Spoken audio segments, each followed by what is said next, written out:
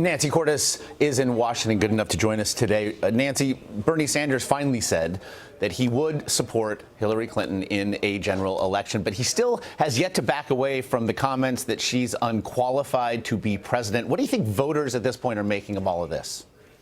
I think that they see a frustrated Bernie Sanders who, as he pointed out, has won 6 of the 7 most recent primaries and caucuses, who did it in a very decisive fashion, but who still finds himself with an exceedingly narrow path to the nomination, and who basically pivoted from Wisconsin to New York and walked into a wall of attacks from the Clinton campaign, which was eager to blunt his momentum. And so he lashed back. And as Sanders himself will admit, he doesn't go negative all that often. He isn't all that experienced with it. So he probably went a little bit too far and crossed a line by calling her flat out unqualified, but was then sort of reluctant to take it back or to say that he had gone too far. So he tried to kind of walk this middle ground where he said, well, you know, I only said it because she said it first and because she was attacking me, although, you know, while Clinton has said a number of things about him recently and his plans and his goals, she has not called him unqualified. To your point, he did sit down with our Charlie Rose. He did walk it back to a degree. But here in the last 24 hours, we've also seen both candidates say they would prefer to see each other in the White House as opposed to Ted Cruz or Donald Trump. Is there a sense here that both candidates, or both campaigns at least, feel as though they got to an edge and now they kind of want to get back from it?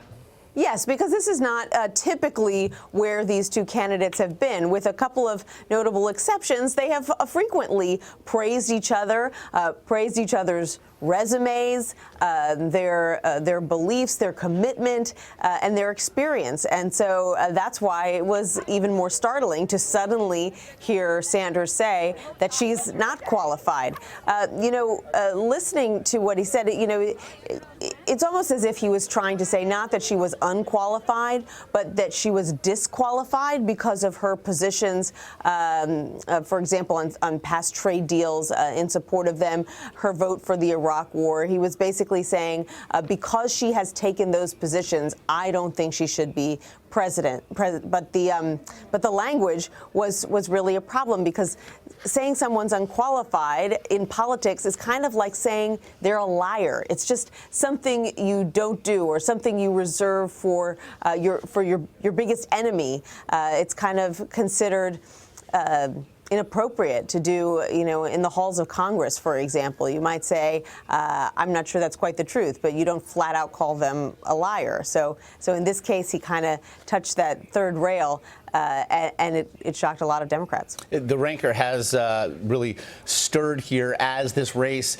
nationally, especially in the polls, has tightened now. These two are virtually neck and neck in most national polls. Bernie Sanders believes that superdelegates will leave the Clinton camp for his camp as his momentum, in theory, at least continues.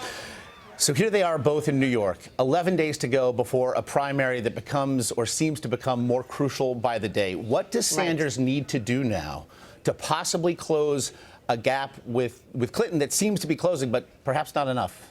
Right. Well, I think that's what he was trying to do, Josh. I think he was trying to shake up this race, to say something so eye-opening and so startling that it would cause Democratic voters in New York to kind of rethink their choice of Hillary Clinton, because he doesn't just need to close the gap with Clinton in New York. He's about 10 points behind, according to our most recent polling. He needs to beat her significantly to rack up the kinds of delegates that he needs. So he needs a game changer, and clearly the Clinton campaign is worried that he could get it. I mean, he ended up beating her by 14 points in Wisconsin. She had been leading by 30 or 40 points not all that long ago. So they know that he's capable of closing the gap, which would be hugely embarrassing in her home state, the state that she represented for 8 years, for him to have this come from behind victory. He's got plenty of voters out there who favor him. There are lots of progressive voters in New York State who would